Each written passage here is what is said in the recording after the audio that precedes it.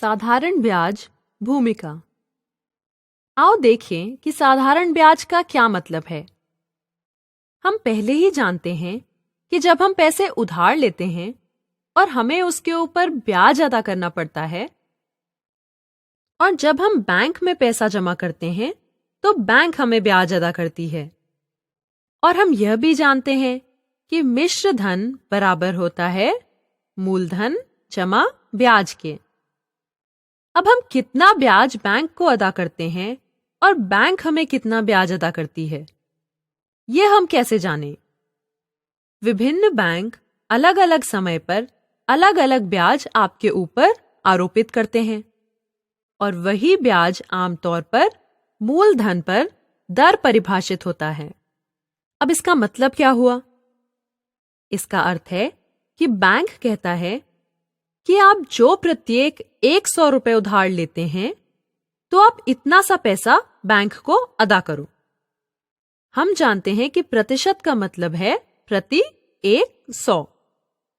जब ब्याज प्रतिशत में लगाया जाता है तो इसका मतलब होता है कि यह प्रति 100 रुपए के ऊपर लगाया गया है और इसे ही ब्याज की दर या ब्याज दर कहते हैं। इसलिए बैंक ब्याज दर परिभाषित करती है और इसी ब्याज दर पर आप उस ब्याज को बैंक को अदा करते हैं जब भी आप ऋण लेते हैं। और यदि आप जमा करते हैं और बैंक आपको देती है तो उस ब्याज दर पर बैंक आपको पैसे देती है। तो आओ एक उदाहरण लेते हैं। मान लो आप 1000 रुपए 5% ब्याज दर पर ऋण लेते हो, तो आप ब्याज कैसे निकालते हैं? यह ठीक प्रतिशत निकालने की तरह है। हम जानते हैं कि प्रतिशत कैसे निकाला जाता है, तो यह 1000 का 5% गणना करने जैसा है। 1000 का 5% बराबर है 1000 गुणा 5 भाग 100। तो आओ अंश और हर दोनों में 2 शून्य काट दें, तो आपके पास बचेगा 10 गुणा 5। 10 5 बार 50 है, इसलिए ब्याज 50 है। इसका मतलब है कि अगर आप 1000 रुपए 5% ब्याज दर पर ऋण लेते हैं तो आपको 50 रुपए ब्याज देना होगा।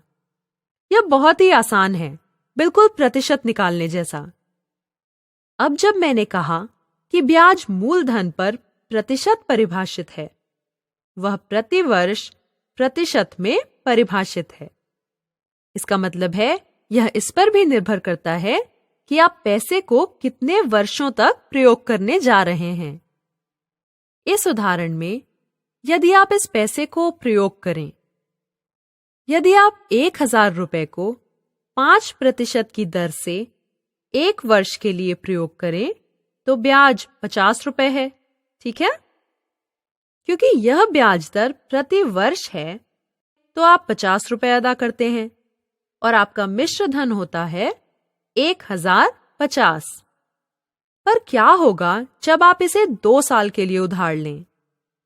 यह ब्याज प्रति वर्ष है, इसलिए पहले साल के लिए आपको 50 रुपए ब्याज देना होगा और दूसरे साल के लिए आपको फिर से 50 रुपए देने होंगे, जिसका मतलब है कि कुल ब्याज 100 रुपए है और मिश्र धन 1100 रुपए। अब यदि आपने इसे 3 साल के लिए उधार लिया तो आपको इसमें एक और बार 50 जोड़ना पड़ेगा, इसलिए 3 वर्षों के लिए कुल ब्याज 150 रुपए होगा और मिश्र धन 1000 जमा 150 जो कि है 1150। तो इस तरह की गणना के लिए हमने जो 1000 रुपए के लिए 5% ब्याज दर से की, जिस तरह के ब्याज दर की हमने गणना की, जैसे कि 1 वर्ष, 2 वर्ष के लिए या 3 वर्ष के लिए, इस तरह की गणना को ही साधारण ब्याज कहते हैं। तो जो कुछ हमने अभी तक ज्ञात किया, सब कुछ साधारण ब्याज है। अगर आप साधारण ब्याज के ब्याज के सभी मानों को देखें तो आप क्या देखते हैं? ब्याज किन किन चीजों पर निर्भर करता है? पहली बात, यह निश्चय ही मूलधन पर निर्भर करता है। 1000 की बजाय अगर आप मूलधन 2000 लेते तो ब्याज भी अलग होता, ठीक है ना? तो साधारण ब्याज मूलधन पर निर्भर करता है। इसके अलावा यह ब्याज की दर पर भी निर्भर करता है। हमारे उदाहरण में ब्याज दर 5% है। यदि यह 10% होती तो, और यदि यह 20% होती तो ब्याज भी निश्चित तौर पर अलग होता। इसका मतलब है कि साधारण ब्याज ब्याज की दर पर भी निर्भर करता है। आप देख सकते हैं कि यह समय अवधि पर भी निर्भर करता है, क्योंकि ब्याज बदल रहा है जब समय 1 साल, 2 साल या 3 साल है। तो हम समझते हैं कि साधारण ब्याज मूलधन पर, ब्याज की दर पर और समय अवधि पर निर्भर करता है। तो क्या साधारण ब्याज को ज्ञात करने के लिए कोई सूत्र है? हाँ, यह सूत्र है। साधारण ब्याज बराबर है मूलधन गुणा दर गुणा समय बटा 100। या संक्षेप में आप इसे ऐसे लिख सकते हैं, SI बराबर है P R T भाग 100। P मूलधन, R ब्याज की दर और T समय अवधि। तो आओ देखें कि क्या यह सूत्र हमारे उदाहरण के लिए काम करता है। तो आओ यहां अंतिम पंक्ति पर विचार करें। 3 वर्षों के लिए ब्याज 150 था, जिसे हमने पहले ही ज्ञात किया। तो आओ इस सूत्र का प्रयोग करें और देखें। हमें P गुणा R गुणा T करना होगा। तो हमें प्राप्त होता है 1000, जो कि P है, गुणा 5 जो कि R है, गुणा 3 क्योंकि हम इसे 3 वर्षों के लिए कर रहे हैं, भाग 100। तो आओ शून्यों को काट दें और हमें प्राप्त होता है 10 गुणा 5 गुणा 3।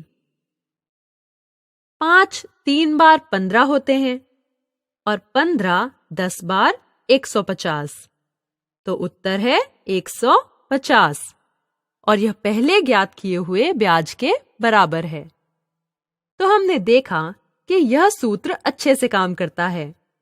तो यह सूत्र है जिसे हम साधारण ब्याज के सभी प्रश्नों को हल करने में प्रयोग करेंगे।